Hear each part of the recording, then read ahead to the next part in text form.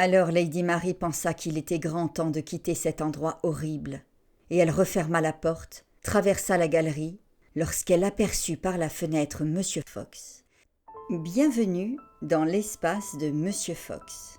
Aujourd'hui, je vous invite à découvrir un conte populaire anglais, recueilli par Joseph Jacobs et publié en 1890 sous le nom de Mr. Fox. Considéré comme l'un des plus proches parents anglais de la Barbe Bleue, ce conte est pourtant bien plus ancien. Il était déjà connu à l'époque de Shakespeare.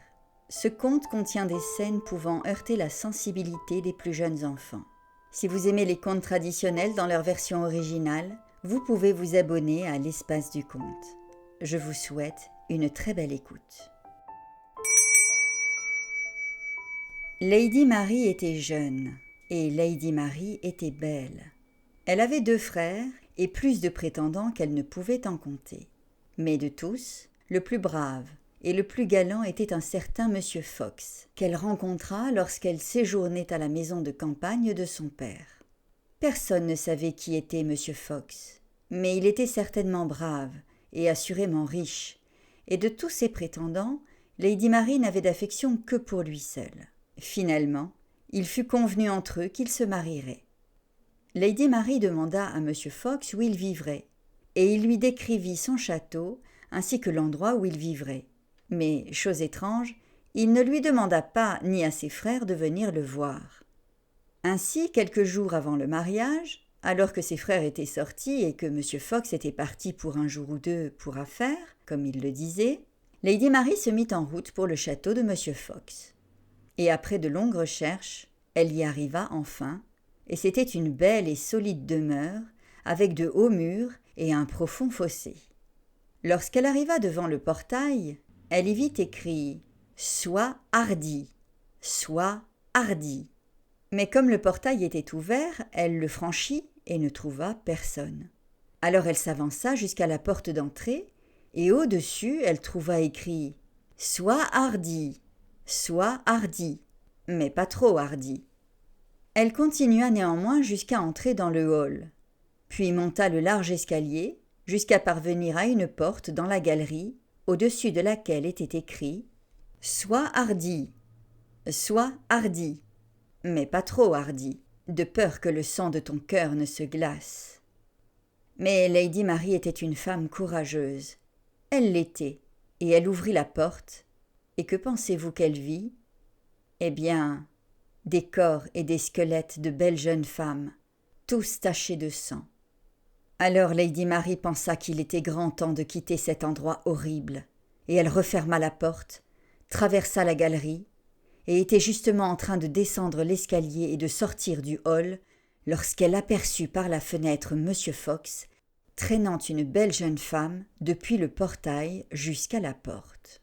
Lady Mary se précipita dans l'escalier et se cacha derrière un tonneau, juste à temps, car Monsieur Fox entra avec la pauvre jeune femme qui semblait s'être évanouie. Au moment où il arriva près de Lady Mary, Monsieur Fox aperçut une bague de diamants qui brillait au doigt de la jeune femme qu'il traînait, et il essaya de la lui retirer. Mais elle tenait solidement et ne voulait pas s'enlever.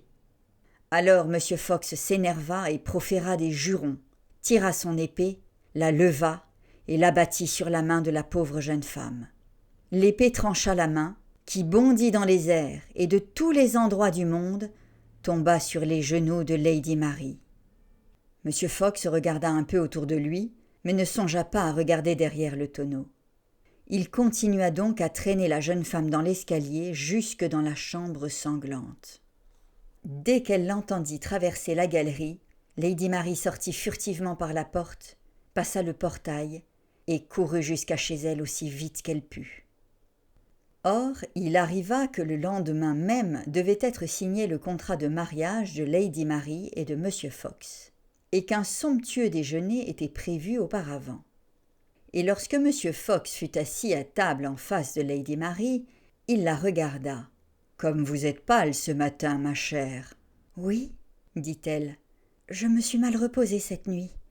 J'ai fait d'horribles rêves. »« Les rêves annoncent souvent le contraire de ce qu'ils montrent, dit Monsieur Fox.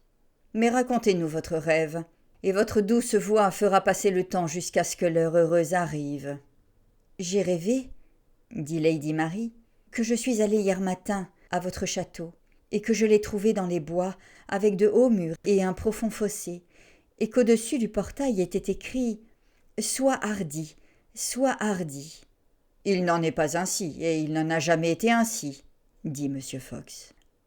Et lorsque je suis arrivée à la porte d'entrée, il était écrit au-dessus « Sois hardi, mais pas trop hardi. » « Il n'en est pas ainsi, et il n'en a jamais été ainsi, » dit M. Fox. Puis je suis montée à l'étage, et je suis arrivée dans une galerie, au bout de laquelle se trouvait une porte, sur laquelle était écrit « Sois hardi, mais pas trop hardi, de peur que le sang de ton cœur ne se glace. » « Il n'en est pas ainsi, et il n'en a jamais été ainsi, » dit M. Fox. Et puis j'ai ouvert la porte, et la pièce était remplie de corps et de squelettes de pauvres femmes mortes, tous tachés de sang. « Il n'en est rien, et il n'en a jamais été ainsi, et que Dieu nous garde qu'il en soit ainsi, » dit M. Fox. J'ai ensuite rêvé que je me précipitais dans la galerie, et que juste au moment où je descendais l'escalier, je vous ai vu, Monsieur Fox, arriver à la porte du hall, traînant derrière vous une pauvre jeune femme, riche et belle. « Il n'en est pas ainsi, et il n'en a jamais été ainsi, et que Dieu nous garde qu'il en soit ainsi, » dit M. Fox. Je me suis précipitée dans l'escalier, juste à temps pour me cacher derrière un tonneau, lorsque vous, Monsieur Fox, êtes entré en traînant la jeune femme par le bras. Et lorsque vous êtes passé près de moi, Monsieur Fox, il m'a semblé vous voir essayer de lui retirer sa bague de diamants. Et lorsque vous n'y êtes pas parvenu, Monsieur Fox, il m'a semblé dans mon rêve que vous avez tiré votre épée et tranché la main de la pauvre jeune femme pour prendre la bague. « Il n'en est pas ainsi, et il n'en a jamais été ainsi, et que Dieu nous garde qu'il en soit ainsi, » dit M. Fox. Et il allait ajouter quelque chose en se levant de son siège, lorsque Lady Mary s'écria « Mais il en est ainsi, et il en a été ainsi. Voici la main et la bague que j'ai à montrer. » Et elle tira de sa robe la main de la jeune femme et la tendit droit vers M. Fox. Aussitôt, ses frères et ses amis tirèrent leurs épées et mirent M. Fox en 1000 morceaux. Merci d'avoir partagé ce moment dans l'espace du conte. Si cette histoire vous a plu, vous pouvez m'aider à faire découvrir ces contes traditionnels en laissant un like, en partageant ou en mettant un commentaire. C'est ce qui permet à la chaîne de grandir et à ces récits anciens de continuer à être transmis. Et je vous retrouve dimanche prochain pour un nouveau conte ancien.